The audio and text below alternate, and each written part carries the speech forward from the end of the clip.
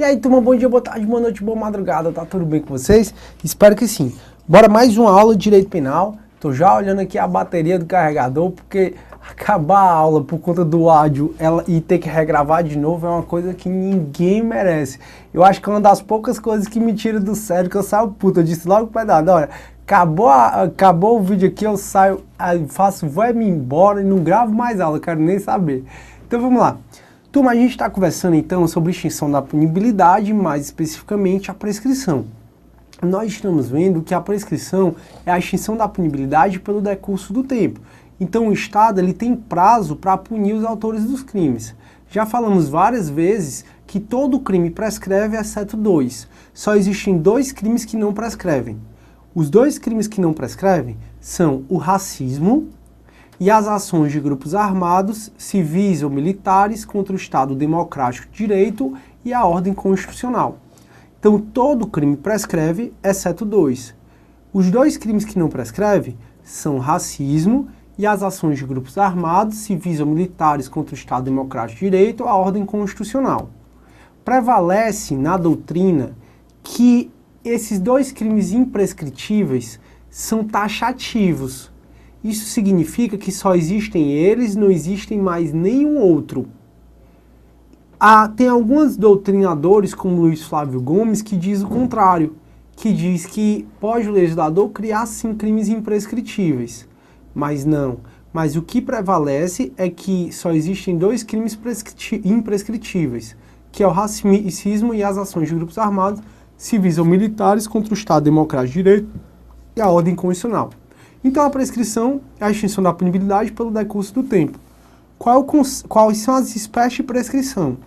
Vimos que existe a prescrição da pretensão punitiva e vimos que existe também a prescrição da pretensão executória. A prescrição da pretensão punitiva ela é mais benéfica para o acusado, tendo em vista que ela apaga tanto os efeitos primários como os secundários.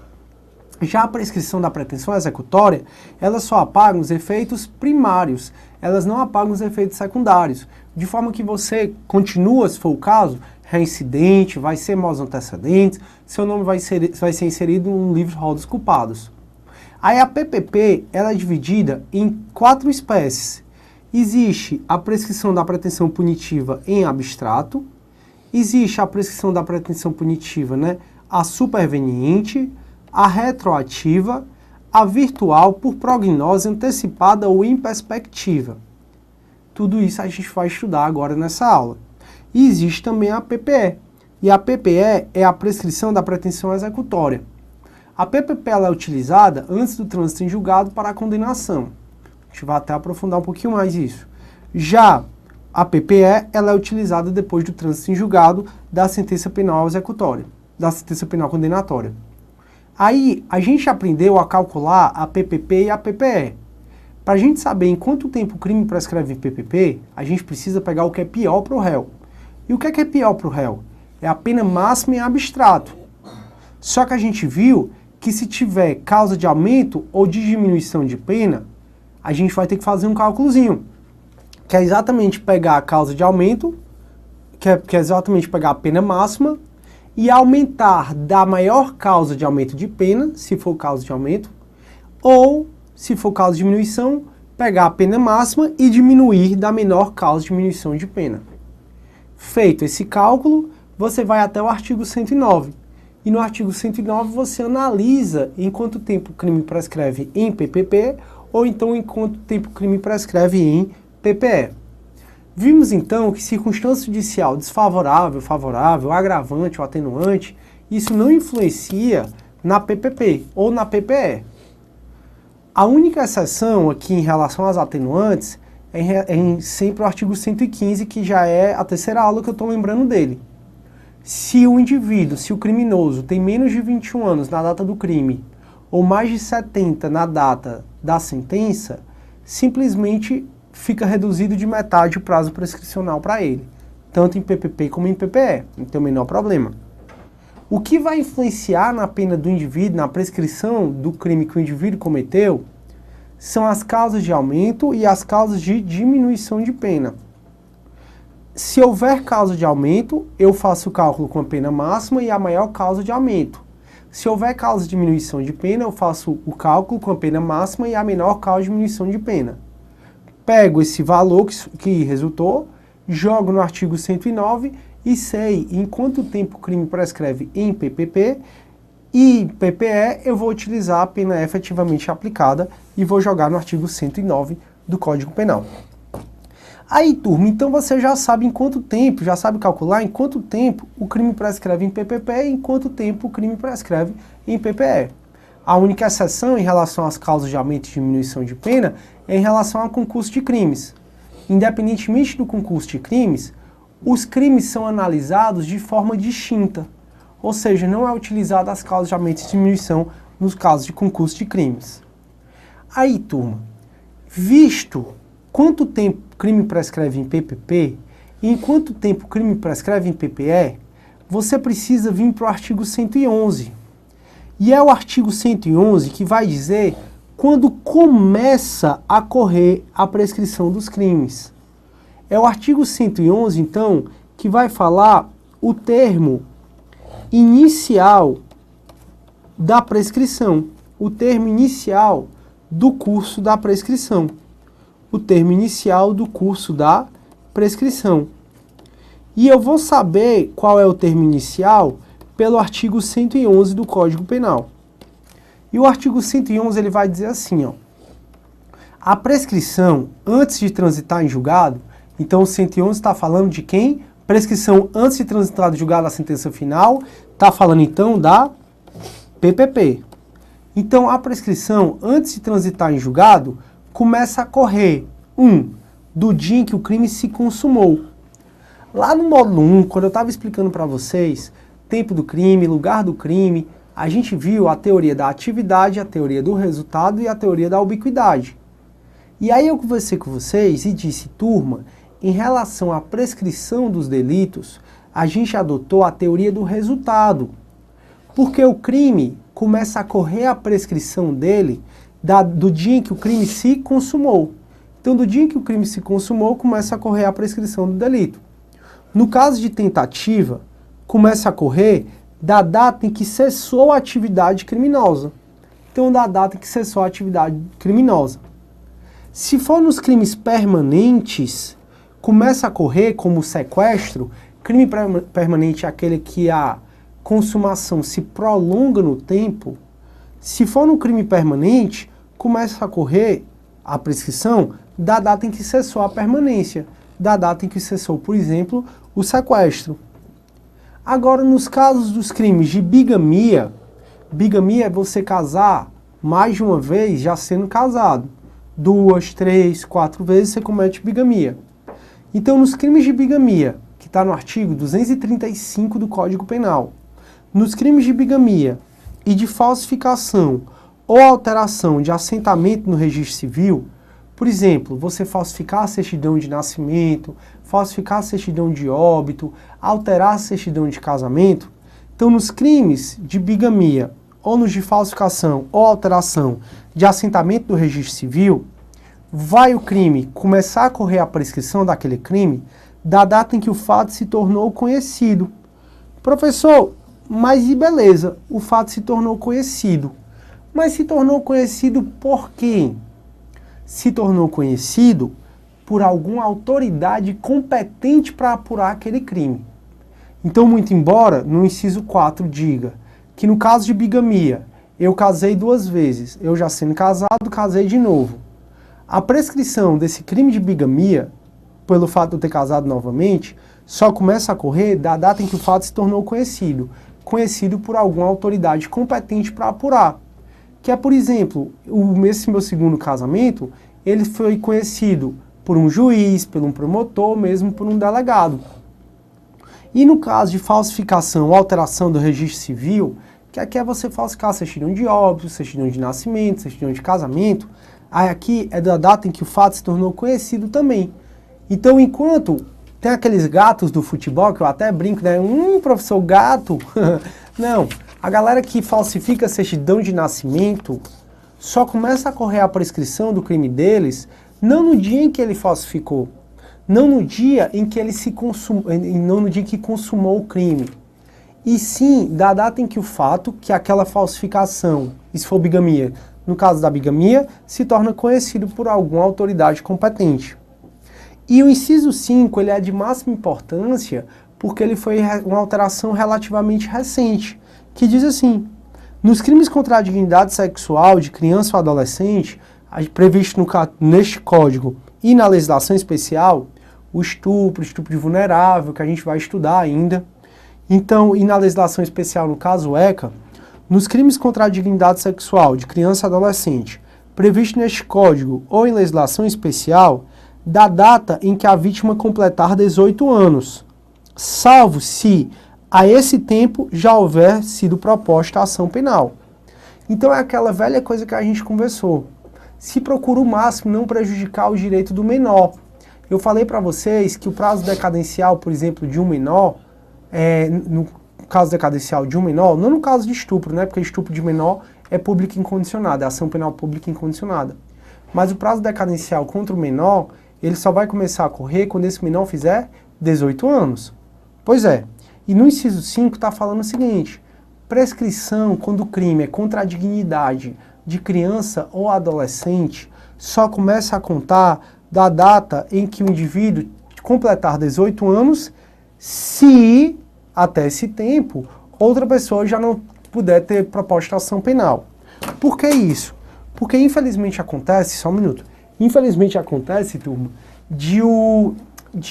às vezes é o padrasto que faz sexo com a menor.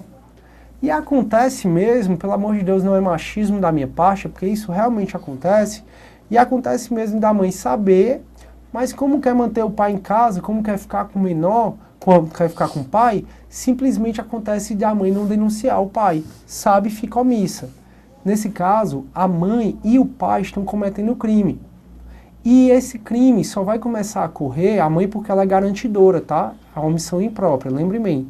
E esse crime, e a prescrição desse crime, só vai começar a correr da data em que essa menor que foi abusada, né, completou 18 anos, se até lá alguém já não tiver proposta a ação penal. Então veja, a primeira coisa que você precisa saber para calcular a prescrição é qual é o termo inicial da prescrição. Qual é o dia em que aquele crime começa a dar... Qual é o dia que a prescrição vai começar a correr. E para isso você tem que vir para o artigo 111 do Código Penal. E no artigo 111 fala das regras especiais, mas a regra é que o crime vai começar a correr, a prescrição do crime, da data da consumação ou, em caso de tentativa, da data em que cessou a atividade criminosa. Professor, beleza. Começa a correr, eu já sei quando é que começa a correr. E aí?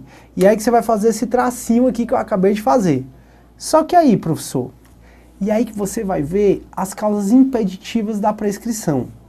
E as causas impeditivas da prescrição, porque pode ser que já tenha tido termo inicial da prescrição, mas pode ser que algo esteja impedindo a prescrição de correr.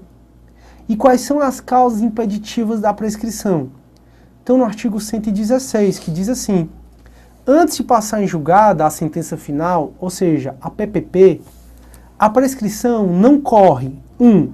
Enquanto não resolvido em outro processo, questão de que dependa o reconhecimento da existência do crime. Como assim, professor? Veja bem.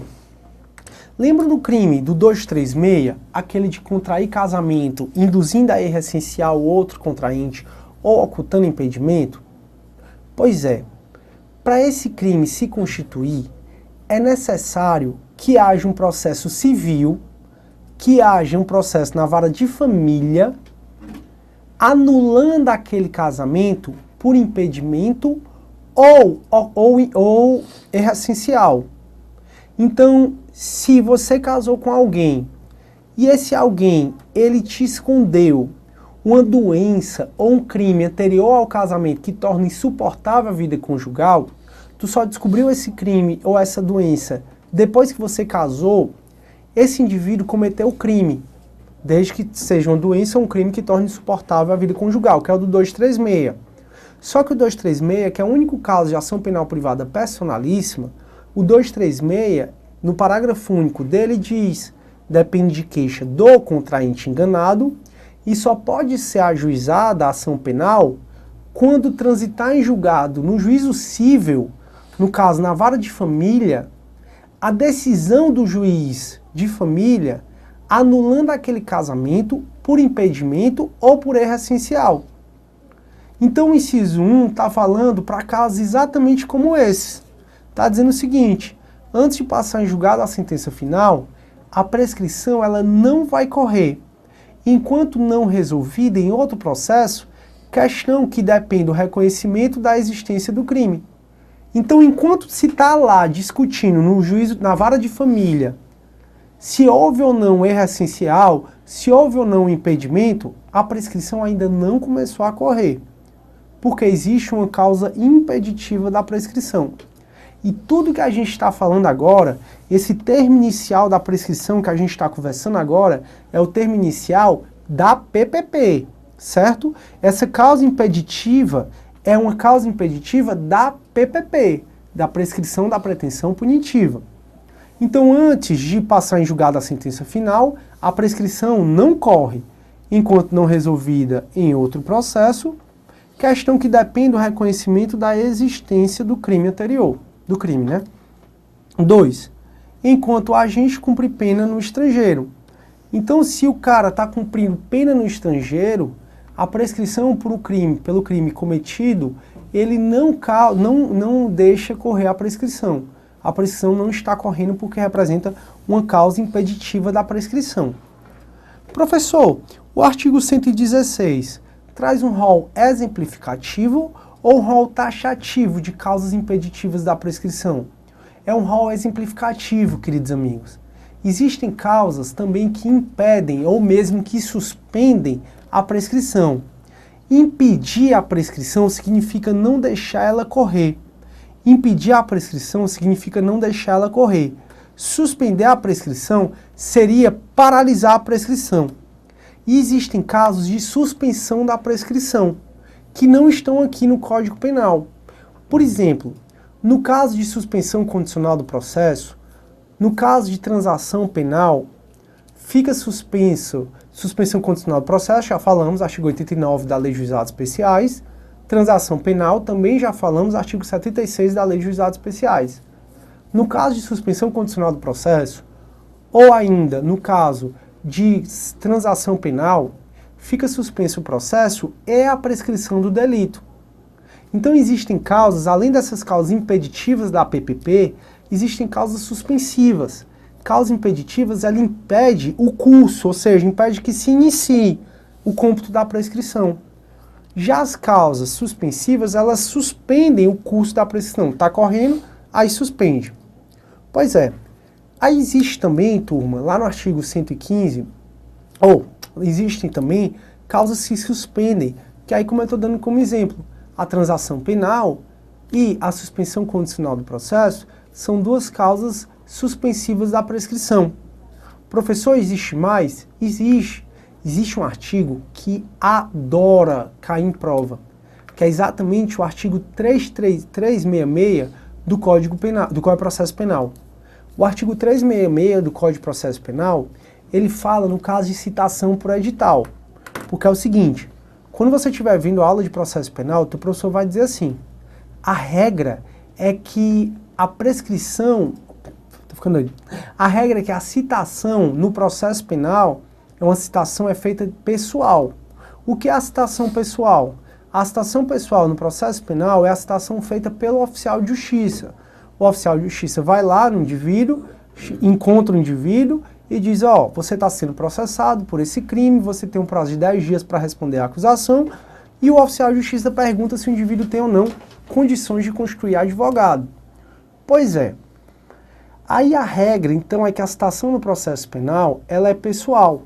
Mas acontece que pode acontecer do oficial de justiça ir no endereço indicado e não encontrar o indivíduo. E ninguém nem conheceu o indivíduo, ninguém nem dá notícia do paradeiro do indivíduo. Aí o oficial de justiça ele vai devolver o mandado dizendo assim, juiz, não cumpri a diligência, ou seja, não citei, a diligência não atingiu a sua finalidade, eu não citei o indivíduo, porque porque ele está em local incerto ou não sabido.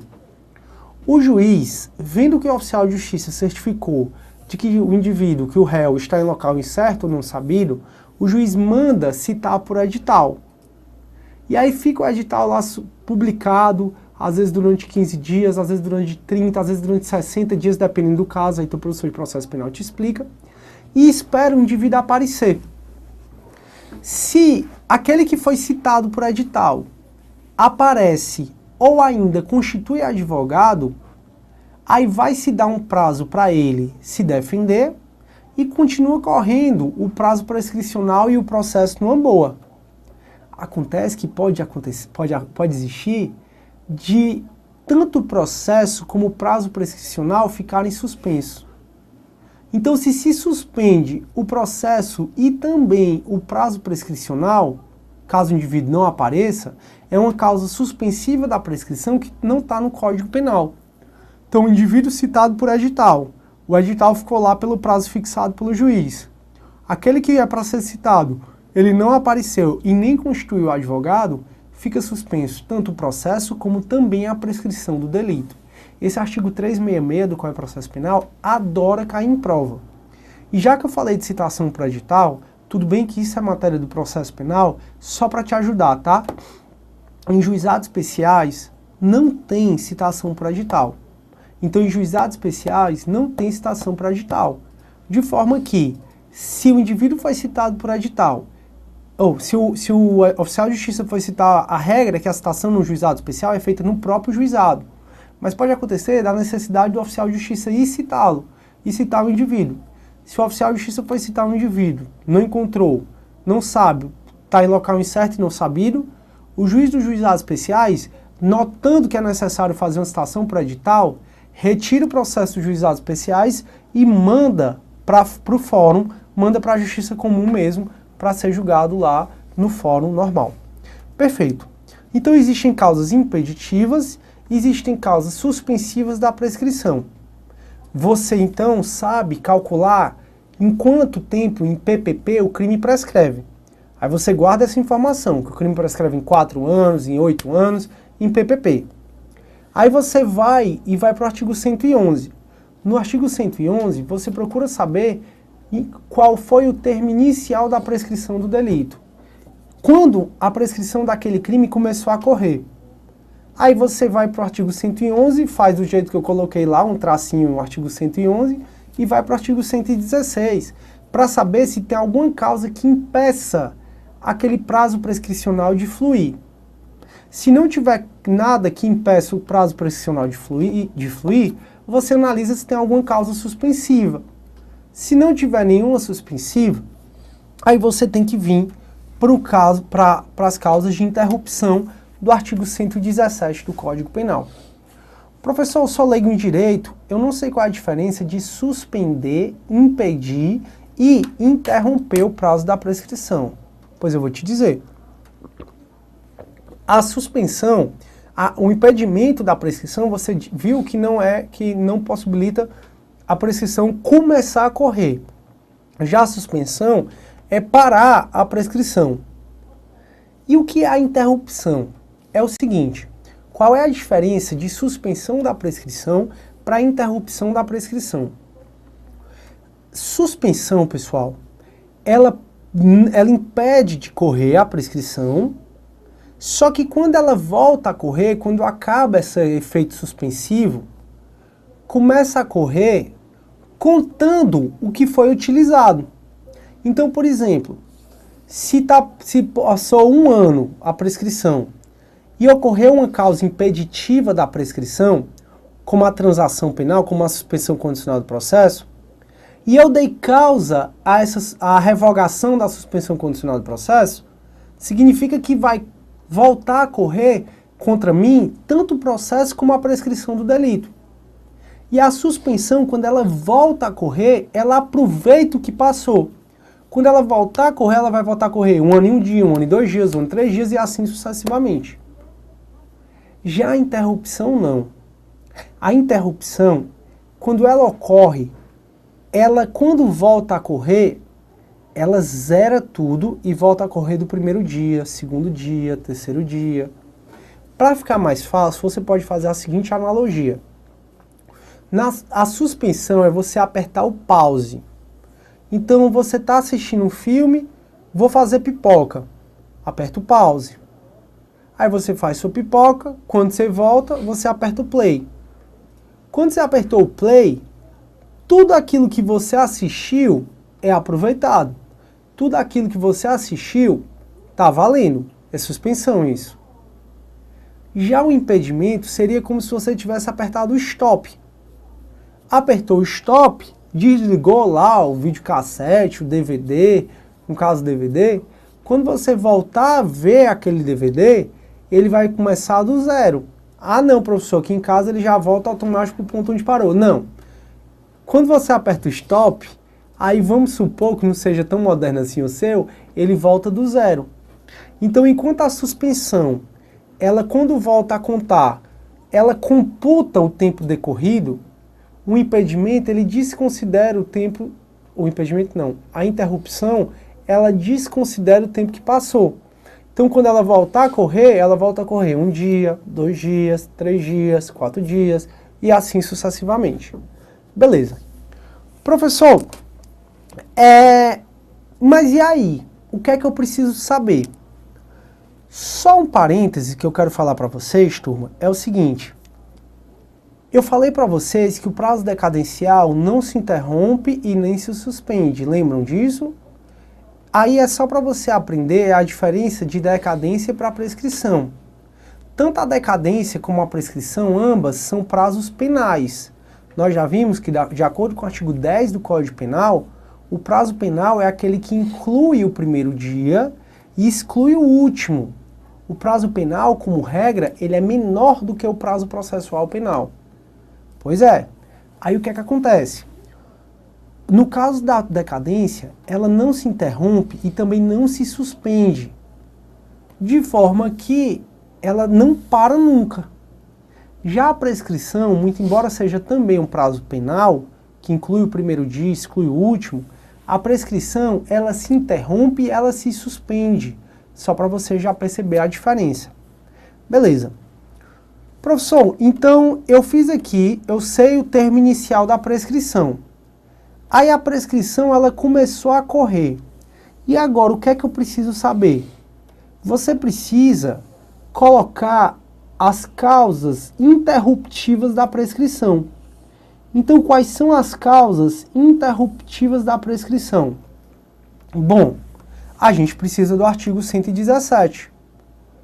Pelo artigo 117, diz que são causas interruptivas da prescrição o recebimento da denúncia ou da queixa.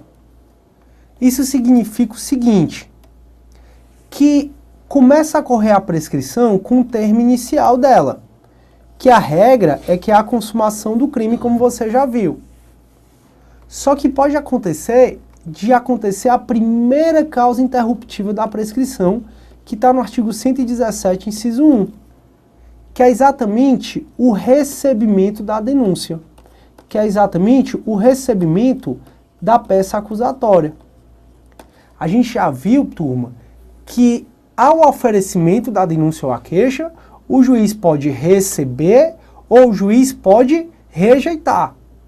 Aqui está dizendo que se o juiz opta por receber a denúncia ou a queixa, interrompe a prescrição. Imagina que entre o termo inicial, ou seja, a consumação do crime, e o recebimento da denúncia, passaram-se 8 anos.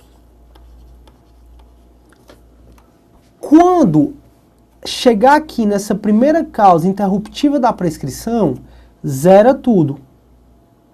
Zera e começa a correr do primeiro dia, segundo dia, terceiro dia, e assim vai, até a próxima causa interruptiva da prescrição. Que você vai observar que se não for procedimento do júri, a próxima causa interruptiva da prescrição é a publicação da sentença penal condenatória. Então veja, entre o termo inicial da prescrição, que foi a consumação do crime, até o recebimento da peça acusatória, passaram-se 8 anos. Aí ocorreu o recebimento, zerou a prescrição. Aí, turma, entre o recebimento da peça acusatória e a sentença penal, passa também um prazo que eu começo a contar primeiro dia, segundo dia, terceiro dia e assim vai. Até que pode ter passado, sei lá, 12 anos. Mas veja, 12 anos, no total foi 8 mais 12. Até a sentença penal condenatória, no meu exemplo, deu 20 anos. E não esse 8 e depois 12. Não, deu 20 anos, que é 8 mais 12.